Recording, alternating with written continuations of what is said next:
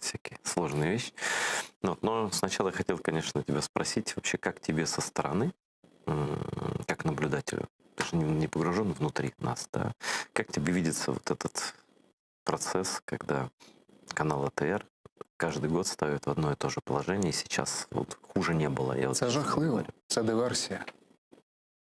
Це диверсія, бо те, що в Україні живе етнос, який кардинально відрізняється від українців, з іншою релігією, і ми не просто вживаємося в мирі, у нас все чудово, ми союзники, і це так само може допомагати нам і на міжнародній арені.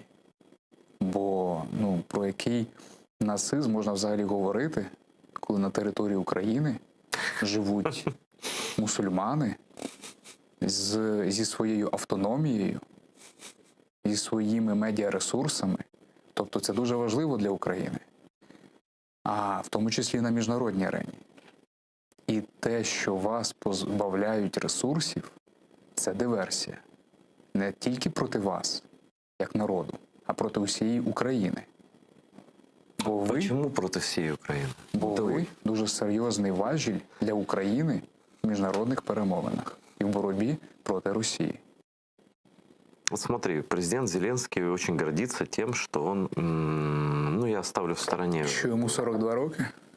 Я знаю, він цим дуже пишається. Нет, он сказал, что он не отдал бы Крым. Ну, тут у меня есть определенные вопросы, но не будем это обсуждать, потому что история не знает вот этого наклонения, да, если бы это по-всякому могло быть, не будем об этом, но он создает сейчас Крымскую платформу, куда хочет, как я понимаю, долучити Сполучені Штати, і це там така потужна має бути платформа и все такое, но вот я сейчас просто зачитаю тебе українською мовою 60-ту статтю резолюції Європейського парламенту. Вона 11 лютого була прийнята, затверджена Європейським парламентом.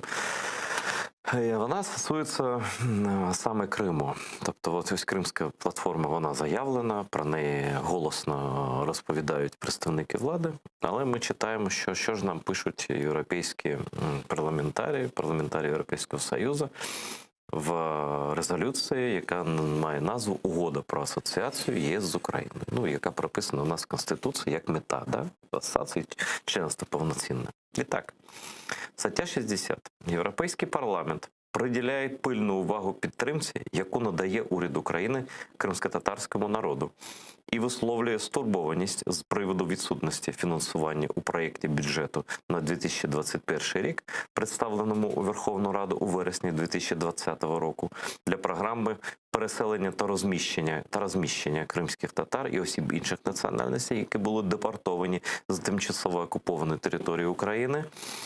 Також закликає Україну прийняти закони про корінні народи, про статус корінного кримськотатарського народу і про внесення правок до її Конституції для визнання національної територіальної автономії кримськотатарського народу в межах України, а саме в Криму, що виникає з невід'ємного права корінного кримськотатарського народу на самовизначення.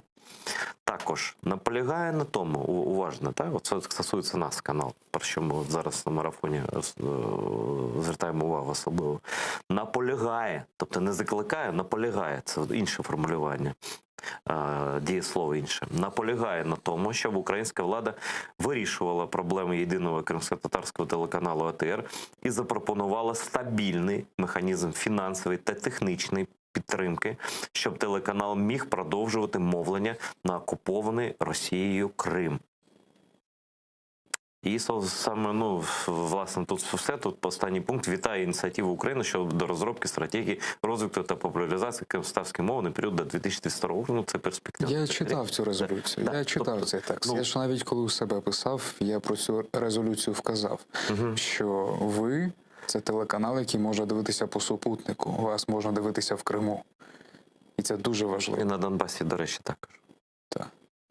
У всьому світі можна дивитися, особливо там, де і іншого способу. В даному контексті мене найбільше цікавить саме Крим. Ну, скажи, ось вони кажуть, одною рукою вони кажуть, ми готові там до Кримської платформи, закликаємо всіх. Ось прийдуть, ну, наприклад, з Європи хтось, і скаже, ну ви запропонували нам Не прийти. впевнений, що доцільно всерйоз обговорювати слова наших політиків, в тому числі пана президента. Чому? Бо вони популісти.